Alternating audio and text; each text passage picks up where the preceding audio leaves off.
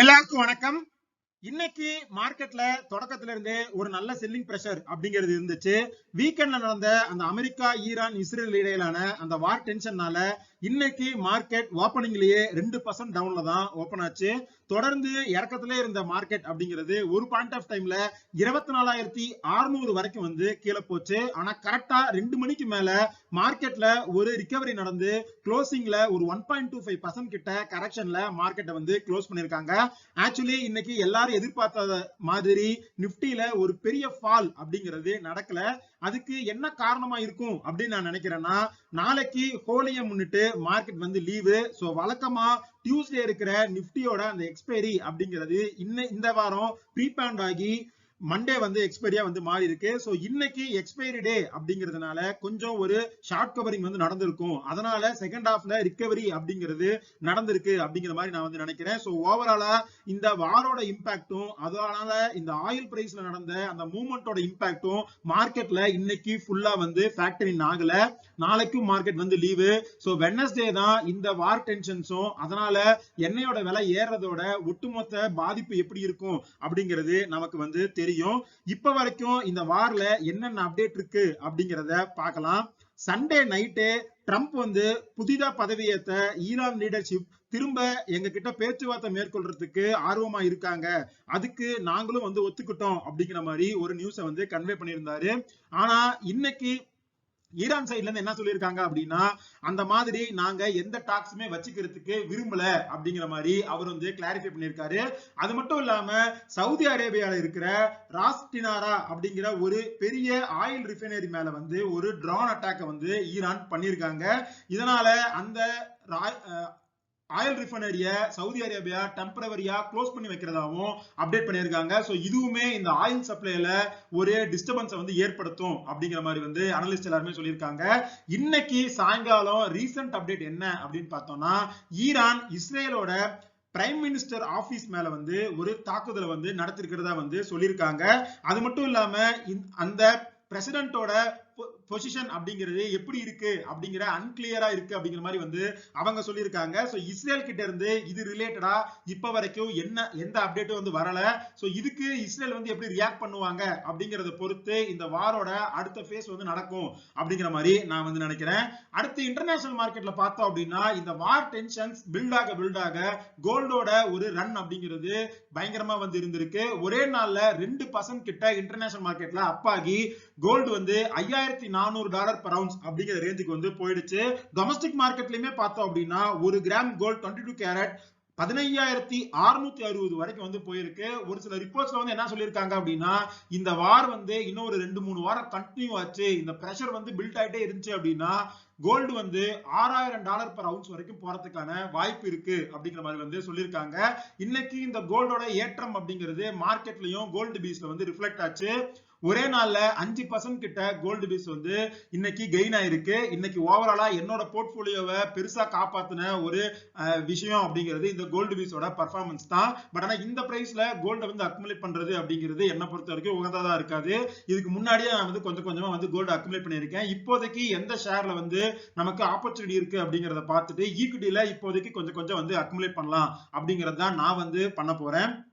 அடுத்து இந்த தங்கத்தை குறித்து இன்னொரு அப்டேட் இருக்கு. அது என்ன அப்படின்னா, உலக நாடுகள்ல ஒரு சில நாடுகள் வந்து தங்கத்தை வாங்கி வந்து குவிச்சுட்டே இருக்காங்க அப்படிங்கிறத தொடர்ந்து நாம வந்து நியூஸ்ல பார்த்துட்டே இருக்கோம். அதுல முக்கியமான ஒரு நாடு அப்படின்னு பார்த்தோம்னா டர்க்கி. சோ அவங்களோட கோல்டு ரிசர்வ்ஸ் வந்து அவங்க தொடர்ந்து இன்க்ரீஸ் பண்ணிட்டே இருக்காங்க. இப்போ டர்க்கி கிட்ட மட்டுமே சுமார் $750 பில்லியன் ஒர்த் ஆஃப் கோல்டு வந்து இருக்கு அப்படிங்கிற மாதிரி சொல்லியிருக்காங்க. இது எந்த அளவுக்கு பெருசு அப்படின்னா, இந்த ஒட்டுமொத்த கோல்டோட வேல்யூ அப்படிங்கிறது அந்த கண்ட்ரியோட ஜிடிபியில 50% வரைக்கும் இருக்கும் அப்படிங்கிற மாதிரியும் சொல்லியிருக்காங்க. சோ இந்த அளவுக்கு டர்க்கி வந்து கோல்ட ஒரு ரிசர்வ் கரன்சியா வாங்கி அக்குமுலேட் பண்ணிட்டே இருக்காங்க.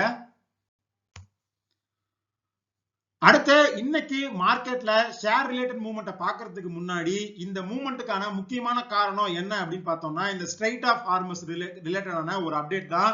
நேத்தே நம்ம வீடியோல பேசியிருந்தோம். இந்த ஸ்ட்ரைட் ஆஃப் ஹார்மஸ் கிட்ட கப்பல்லாம் வந்து திரும்ப யூட்டர்ன் பண்ணி போயிட்டு இருக்காங்க அப்படின்னு. இன்னைக்கு வந்த ரிப்போர்ட்ல அவங்க என்ன சொல்லியிருக்காங்க அப்படின்னா, இந்த ஸ்ட்ரைட் ஆஃப் ஹார்மஸ் கிட்ட ஷிப் மூவ்மெண்ட் அப்படிங்கிறது முழுமையாவே வந்து குறைஞ்சிருக்கு.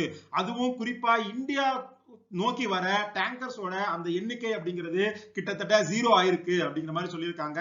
சோ இந்த ஸ்ட்ரெய்ட் ஆஃப் ஹார்மஸ் வழியா இந்தியா, சைனா, ஜப்பான் இந்த மாதிரியான கண்ட்ரீஸ்க்கு ஆயில் வரல அப்படின்னா ஆயில் தட்டுப்பாடு வந்து வரதுக்கான வாய்ப்பு அதிகமா இருக்கு. அதனால இன்னைக்கு இன்டர்நேஷனல் மார்க்கெட்ல ஆயில் பிரைஸ் அப்படிங்கிறது பயங்கரமா வந்து ஏறி இருக்கு. ஒரே நாள்ல 8% கிட்ட ஃபியூச்சர்ஸ் மார்க்கெட்ல ஏறி $80 பர் பேரல் அப்படிங்கிற லெவல்ல வந்து போயிருக்கு. சோ இந்த ஆயில் பிரைஸ் இன்க்ரீஸ் அப்படிங்கிறது இந்தியாவுக்கு ஒரு பெரிய பிரச்சனையா வந்து வரும். ஏன்னா நம்மளோட அந்த இம்போர்ட் வந்து இன்க்ரீஸ் ஆகும். அது ஓவராலா நம்மளோட ட்ரேட் டெபிசிட் வந்து வைடன் பண்ணும்போது ரூபா மேல பிரஷர் அப்படிங்கிறது மவுண்ட் ஆகும். இன்னைக்கே ரூபா வந்து டாலருக்கு எதிராக 42 பைசா வந்து கீழே விழுந்து 91.5 அப்படிங்கிற லெவல்ல வந்து க்ளோஸ் ஆயிருக்கு.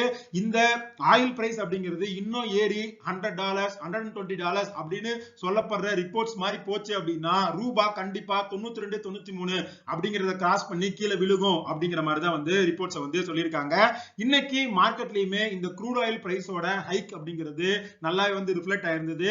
குறிப்பா அதை வந்து ரா மெட்டீரியலா யூஸ் பண்ற பெயிண்ட், அதுக்கப்புறம் டயர், இந்த மாதிரியான மேனுஃபேக்சரிங் ஸ்டாக்ஸ் எல்லாமே இன்னைக்கு ஒரு கரெக்ஷன் பார்த்திருந்தது. ஏசியன் பெயிண்ட்ஸ் ஒரு 3% கிட்ட கரெக்டா இருக்கு. ஜேகே டயர் இண்டஸ்ட்ரீஸ் வந்து 5% கிட்ட வந்து கரெக்டா இருக்கு. இன்னைக்கு மார்க்கெட்ல பிராடா வந்து ஒரு செல் ஆஃப் நடந்திருந்தாலும் ஒரே ஒரு செக்மெண்ட் மட்டும் கொஞ்சம் பாசிட்டிவா வந்து அப்டேட் ஆயிட்டு இருந்தது. அது என்ன அப்படின்னா நிப்டி டிஃபென்ஸ். சோ போர் பதற்ற சூழ்நிலை வந்து இருக்கிறதுனால இந்த செக்டர் வந்து பாசிட்டிவா வந்து அப்பா இருக்கு. பெல் வந்து 12% கிட்ட இன்னைக்கு அப்பா இருக்கு. ஓவராலாவே நிப்டி டிஃபென்ஸ் இண்டெக்ஸே பாத்தீங்க அப்படின்னா 2% கிட்ட அப்பா இருக்கு. ஆனா இதுல எல்லாத்துலயுமே எந்த ஆப்பர்ச்சுனிட்டி இருக்கிறதா வந்து நான் பார்க்கல. ஆல்ரெடி இந்த ஷேர்ஸ் எல்லாமே கொஞ்சம் ஓவர் ரேட்டா வந்து ட்ரேட் ஆயிட்டு இருக்கு. அடுத்து இன்னைக்கு மார்க்கெட்ல ஒரு பெரிய மூவ்மெண்ட் கொடுத்த நிப்டி 50 ஷேர் அப்படின்னு எடுத்து பார்த்தோம் அப்படின்னா அது வந்து எல்என்டி ஷேர் தான். எல்என்டி ஷேர் இன்னைக்கு 5% கிட்ட டவுன் ஆயிருக்கு. அதுக்கான காரணம் என்ன அப்படின்னா எல்என்டியோட ஒட்டுமொத்த ஆர்டர் புக்ல 37% கிட்ட இந்த மிடில் ஈஸ்ட் கண்ட்ரீஸ் கிட்ட தான் இருக்கு. சோ இந்த வார் சிச்சுவேஷனால அந்த ப்ராஜெக்ட்ஸோட எக்ஸிகியூஷன் வந்து டிலே ஆகலாம் அப்படிங்கிற மாதிரியான கொஸ்டின் வந்து மார்க்கெட்டுக்கு வந்து இருக்கு. சோ அதனாலதான் இன்னைக்கு எல்என்டி ஷேர் வந்து 5% கிட்ட கரெக்டா இருக்கு. அதே மாதிரி அதானி கிரீன் எனர்ஜியுமே 6% கிட்ட டவுன் ஆயிருக்கு. அதுக்கான காரணம் என்ன அப்படின்னு பார்த்தோம்னா நார்வேயோட வெல்த் ஃபண்ட் அவங்களோட போர்ட்போலியோல இருந்து இந்த ஷேரை வந்து கழட்டி விட்டுருக்காங்க. சோ இந்த அப்டேட்னால இன்னைக்கு இந்த ஷேர்ல ஒரு பிரஷர் அப்படிங்கிறது இருந்திருக்கு. அடுத்து நாம நேத்து போட்ட வீடியோலயே பார்த்திருந்தோம் இந்தியால இருந்து எக்ஸ்போர்ட் பண்ற ஒரு சில பொருட்களுமே வந்து இந்த ஸ்ட்ரெய்ட் ஆஃப் ஹார்மஸ் வழியா தான் வந்து அந்த ஈஸ்ட் கண்ட்ரீஸ்க்கு வந்து போகுது. சோ அந்த ஸ்ட்ரெய்ட் ஆஃப் ஹார்மஸ் மூடுனாங்க அப்படின்னா அது வழியா எக்ஸ்போர்ட் பண்ற அந்த கம்பெனிஸ்க்குமே வந்து அது பாதிப்பா இருக்கும் அப்படிங்கிற மாதிரி. அதுல குறிப்பா பெருசா நடக்கிற எக்ஸ்போர்ட்ஸ் அப்படின்னு பார்த்தோம் அப்படின்னா இந்த பாஸ்மதி ரைஸ் ஷிப்மெண்ட்ஸ் தான். சோ இந்த ஸ்ட்ரெய்ட் ஆஃப் ஹார்மஸ் மூடுனதுனால இப்ப வரைக்கும் இந்தியால இருந்து எக்ஸ்போர்ட் பண்ணப்பட்ட 1.5 இருந்து 2 லட்சம் டன் பாஸ்மதி ரைஸ் வந்து போர்ட்ஸ்ல வந்து அக்குமுலேட் ஆயிருக்கு அப்படிங்கிற மாதிரி நியூஸ் வந்து வந்திருக்கு. சோ இதனால இன்னைக்கு எல்டி ஃபுட்ஸும் கேஆர்பிஎல் ஷேரும் வந்து பிரஷர்ல வந்திருக்கு. ஏன்னா இவங்க கிட்ட தான் இந்தியா கேட், தாவத் இந்த மாதிரியான பிராண்ட்ஸ் எல்லாமே இருக்கு. இதுல நான் வந்து இந்த 2 ஷேரையுமே ஃபாலோ பண்ணிட்டு தான் இருக்கேன். இப்ப வரைக்கும் எந்த பையிங்கும் பண்ணல. ஆனா இது ரெண்டுமே கொஞ்சம் ஒரு கரெக்ஷன் வரும்போது என்னோட பையிங் ரேஞ்சுக்கு வந்து வரும் அப்படிங்கிற மாதிரி நான் வந்து நினைக்கிறேன். இதுல எல்டி ஃபுட்ஸ்ல பிரஷர் வந்து அதிகமா இருக்கிறதுக்கான காரணம் என்ன அப்படின்னு பார்த்தோம்னா கம்பேரிட்டிவ்லி கேஆர்பிஎல் விட எல்டி ஃபுட்ஸோட எக்ஸ்போர்ட் அப்படிங்கிறது அதிகம். சோ அந்த எக்ஸ்போர்ட்ல வந்து கொஞ்சம் பிரச்சனை வரும் அப்படிங்கிற பயத்துலதான் இன்னைக்கு எல்டி ஃபுட்ஸ் வந்து 6% கிட்ட அடிச்சிருக்காங்க. இந்த வீழ்ச்சி அப்படிங்கிறது வெட்னஸ்டே தொடரும் போது நான் வந்து கண்டிப்பா எல்டி ஃபுட்ஸ்ல ஒரு சில குவாலிட்டிஸ் வந்து அக்குமுலேட் பண்ணலாம் அப்படிங்கிற மாதிரி நோட் பண்ணி வச்சிருக்கேன்.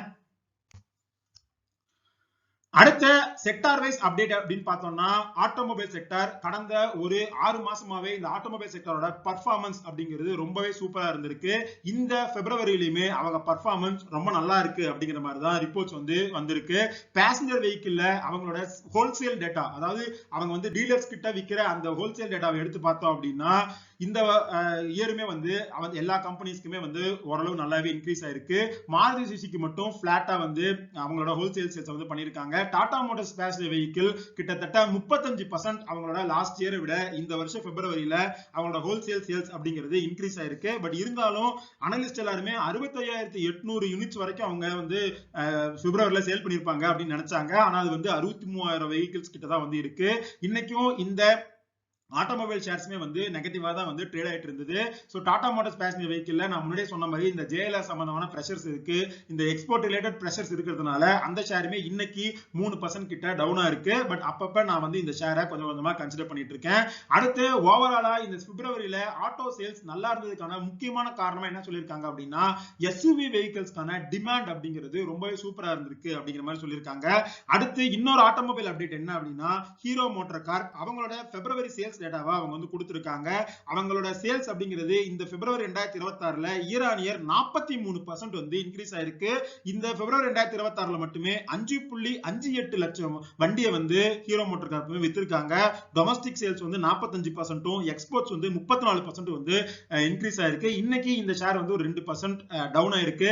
இந்த ஷேருமே இப்போதைக்கு கொஞ்சம் ஒரு வேல்யூ ரேஞ்சில தான் இருக்கு. பட் ஆனா பிரைஸ் ரொம்ப அதிகமா இருக்கிறதுனால நான் வந்து இப்போதைக்கு எந்த பொசிஷனும் வந்து பில்ட் பண்ணல. பட் 5000 ரூபாய்க்கு கீழே ஏதாவது வந்துச்சு, ஒரு நல்ல கரெக்ஷன் வந்து இதுல வருது அப்படின்னா நான் வந்து இந்த ஷேர்ல ஒரு சில பொசிஷன் வந்து பில்ட் பண்றதுக்காக வாட்ச் லிஸ்ட்ல வந்து போட்டு வச்சிருக்கேன்.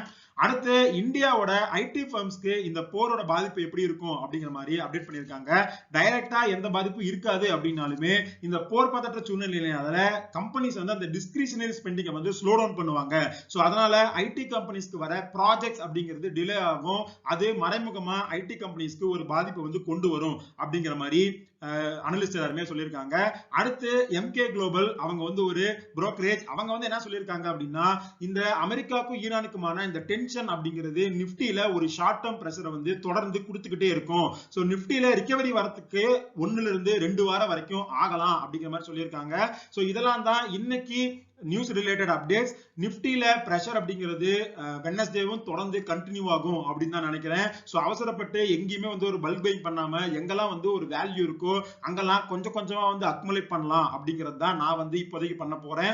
கோல்ல பெருசா வந்து இப்ப எந்த இன்வெஸ்ட்மெண்ட்டும் நான் வந்து பண்ண போறது இல்ல. கோல்ல ஒரு பெரிய ரேலி வந்து நடக்கும் அப்படிங்கிற மாதிரி தான் ரிப்போர்ட்ஸ் வந்து சொல்லுது. ஆல்ரெடி அக்குமுலேட் பண்ண வச்ச பொசிஷனை வந்து அப்படியே வச்சுட்டு ஈக்விட்டில எங்கெல்லாம் ஆப்பர்ச்சுனிட்டிஸ் இருக்கோ அதை கொஞ்சம் கொஞ்சமா வந்து நியூஸ் அடிப்படையில கம்பெனிஸோட பெர்ஃபார்மன்ஸ் அடிப்படையில பார்த்துட்டு வந்து இன்வெஸ்ட் பண்றது அப்படிங்கறதா இப்போதைக்கு இந்த மாதிரியான ஒரு நெகட்டிவ் சிச்சுவேஷன்ல என்னோட ஒரு ஐடியாவா இருக்கு. இந்த வீடியோல நம்ம டிஸ்கஸ் பண்ண எல்லா விஷயங்களுமே உங்களுக்கு யூஸ்ஃபுல்லா இருக்கும் அப்படின்னு நான் நம்புறேன். இந்த வீடியோல நம்ம டிஸ்கஸ் பண்ண எல்லா விஷயங்களுமே ஒரு இன்ஃபர்மேட்டிவ் பர்பஸ்க்கு தான்.